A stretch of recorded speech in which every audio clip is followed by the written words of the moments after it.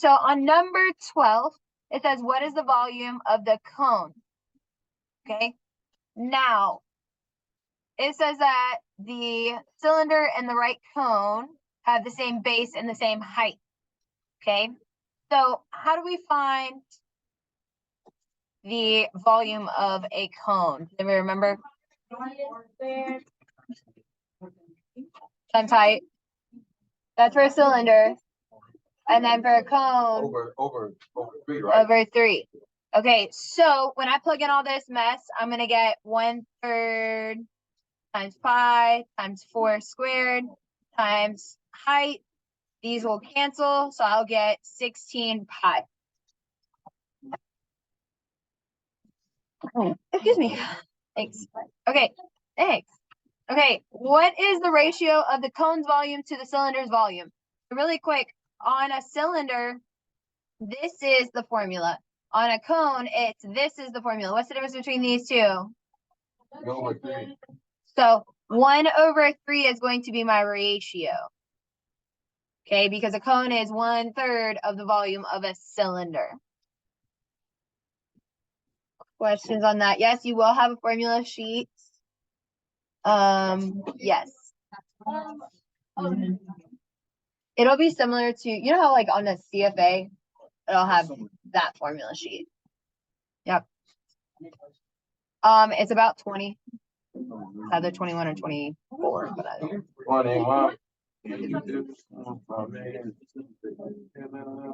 don't no, there's no multiple parts. Fingers crossed. Okay. Are there any questions on 11 through 15? Okay, so nobody has questions on that. 16 through whatever this is. 19. Any questions on that?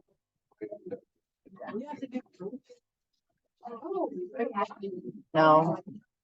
We don't have to do it. No.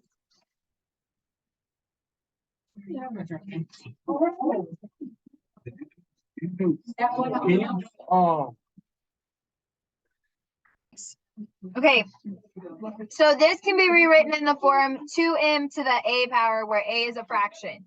Okay, I need your eyes.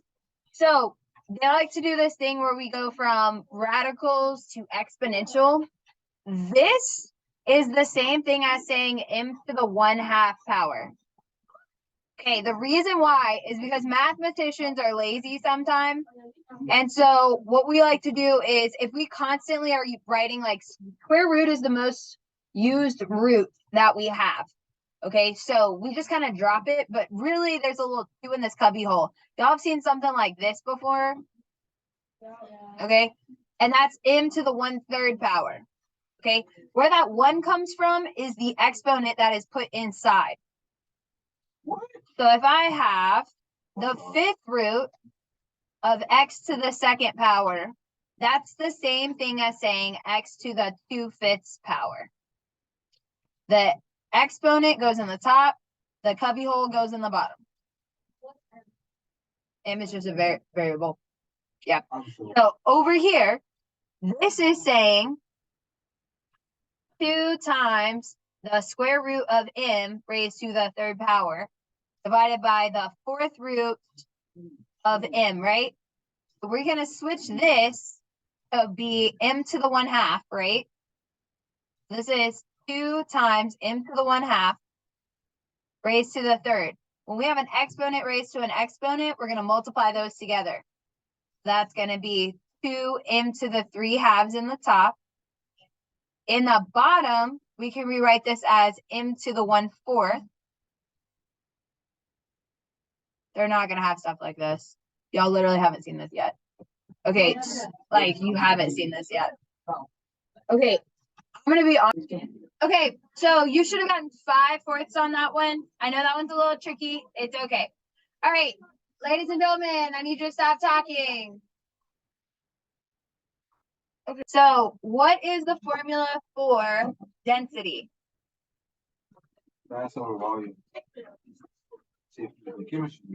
Okay, so density equals mass over volume. Okay, so we're trying to figure out which one has a greater density. So we're going to take 18 divided by 20. Okay, when we do that, we're gonna get 0.9. Okay, and that's gonna be grams per centimeter cubed. Make sure that on your final, pay attention to the unit. I don't know why Gwinnett likes to do this crazy thing where they give you 1 in 1 units and 1 in a different units. Make sure that you pay attention. Okay, for this one, we got 52 divided by 20. And that's going to be 2.6. Which one has a greater density? Right one, because it's 2.6 right on the test. Okay, so what's the difference between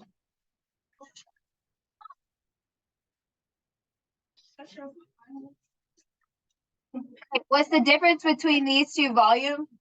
Okay, so for a pyramid, okay, what is the formula for a pyramid? Say it again. Wait, what type of pyramid? What type of pyramid?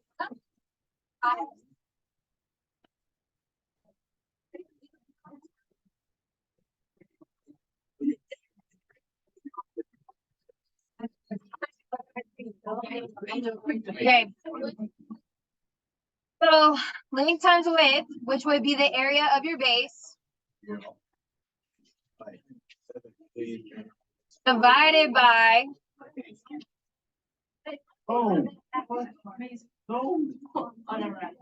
divided by 3. Over here, we're going to do the same thing. Okay, so the question didn't ask for what is the volume. The question actually asked you for what's the difference between those two. So one is going to be 2,592,100. And then this guy over here, 7 million. is going to be 30,250. So when we subtract those two,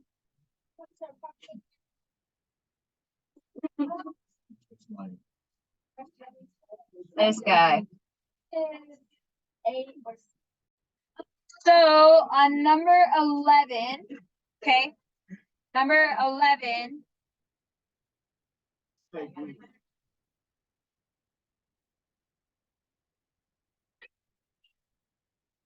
okay, so number 11,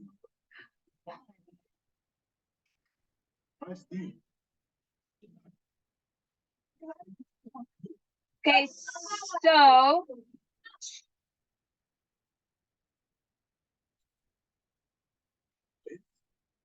okay, so since they have the Cavaliere's principle, that means that it has the same height, okay, and they have the same volume. Okay, so if they have the same height, then we're just gonna go ahead and cancel those out.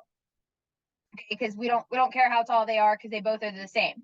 Okay, so we have pi r squared, and we're gonna set that equal to 11. I'm sorry, L times W, which L is going to be 12, and we're still trying to figure out what W is. If we want to try to solve for W, we're going to divide by 12 on both sides. And so that's going to be pi r squared divided by 12, which should be, I think it's D. Okay. Yes, ma'am.